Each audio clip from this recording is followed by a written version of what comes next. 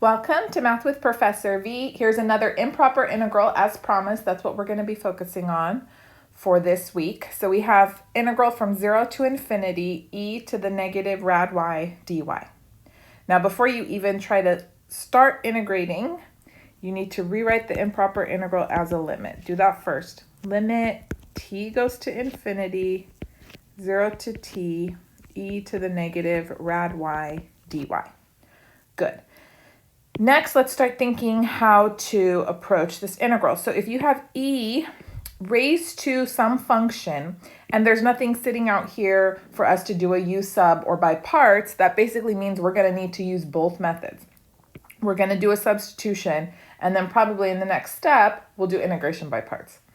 So for that reason, for the substitution, I want to save the variable u for later when it's time to do by parts. So I'm just going to go ahead and let's let x, right? We haven't used x, equal rad y.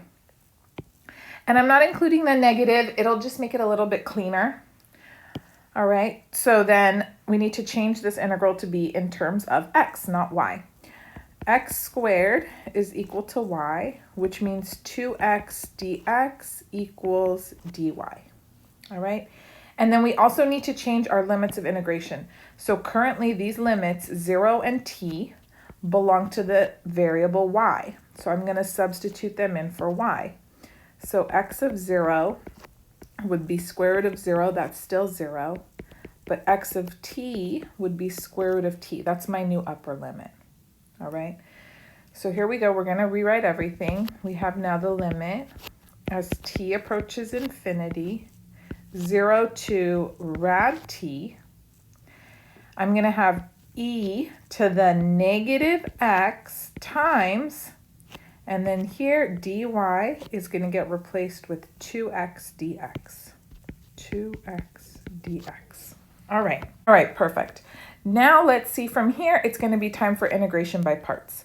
The exponential function's always dv, and then e to the 2x, that's going to be my u. So let's hop to that step. So u is going to be 2x, dv will be e to the negative x dx.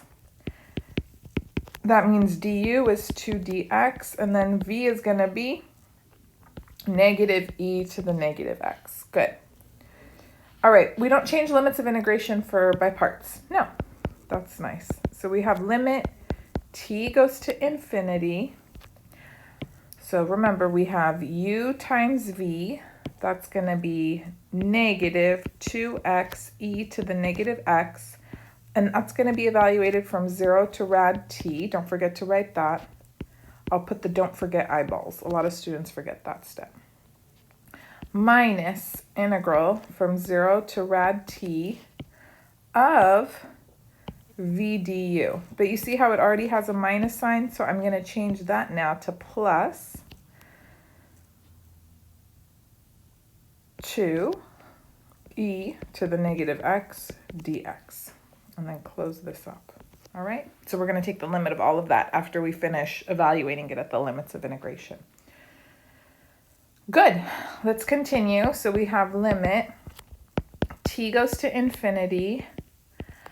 I'm not going to write 0 to t here because I'm going to take this integral and then I'll just put the limits at the very end for everybody, okay? Antiderivative here of 2e to the negative x is going to be negative 2e to the negative x. And then now this is all going to get evaluated from 0 to rad t. All right, very good. So then we're going to have limit t goes to infinity, negative 2 rad t e to the negative rad t minus 2e to the negative rad t. And then if I plug in 0 for the lower limit, I'll have plus 2 times 0 e to the 0 plus 2e to the 0. All right, the limit part is often the most difficult for students because especially in Calc 2, you haven't worked with limits for a little bit, right? You took a break since Calc 1. So my biggest tip is if you have something with negative exponents, rewrite it in the denominator because then it's easier to remember your limit laws. So negative 2 rad t over, I'm going to write this e to the rad t, minus 2 over e to the rad t plus the next term, this guy's just 0 plus, and then this is 2 times 1. Okay, good. So let's go through the easiest ones first. This limit's just going to be 2. This is just 0. As t is going to infinity, rad t is still going to infinity. E raised to something getting very, very large also is getting very, very large. So this denominator here is going to infinity. And do you remember, if you have a constant over something getting very, very large, where does the whole term go? Yes, very good. This whole term goes to 0. Perfect. Now, what about this term here? T is going to infinity, so square root of t is also going to infinity, times -2.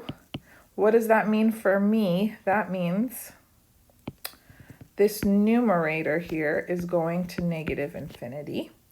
And then t is going to infinity, so rad t is going to infinity. The denominator is going to infinity. Now remember, infinity over infinity, or if you have -infinity, it doesn't matter. This is an indeterminate form. What does an indeterminate form mean? That we don't have a set outcome for what that limit will be. Like just a second ago, we had, oh, a constant over infinity. We know that goes to 0 always. Infinity over infinity, we can't say it goes to blank always. We don't. There is no rule. It's indeterminate. It cannot be determined the way it's written. But the good thing for us is this is one of the indeterminate forms that we can apply L'Hopital's rule for. L'Hopital's rule is only for indeterminate forms of the type infinity over infinity or 0 over 0. So what you're going to do is just work on that little portion off to the side.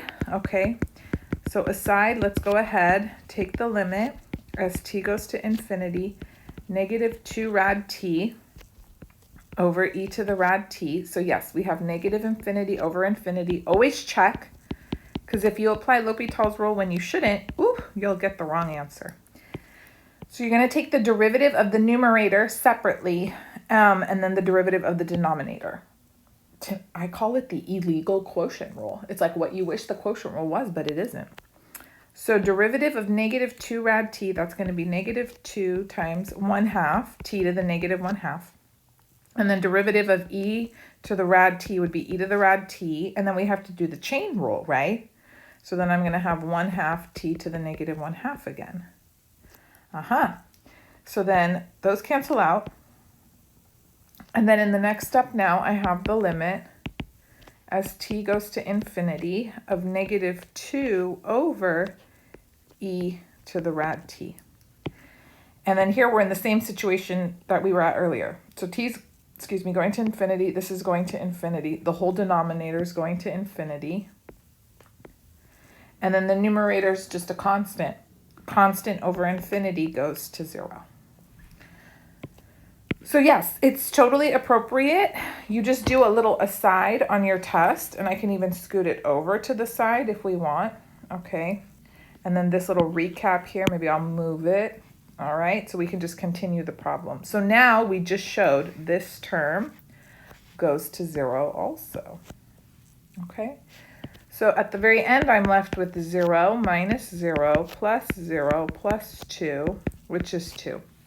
I don't care what number I get. As long as the limit exists as a finite number, then we say the integral is convergent. Okay, if you need a review of L'Hopital's rule, I have a video lecture or 2 on it. So I'll link those in the description box. I hope you enjoyed this integral of the day. Give it a thumbs up. Subscribe if you haven't already. My heavens, please be subscribed. It helps me so much. And I also have full-length video lectures on all topics in Calc 1, 2, 3, Pre-Calc, Trig. And please also follow me on Instagram, TikTok, and Twitter, Math with Professor V. I do silly things there.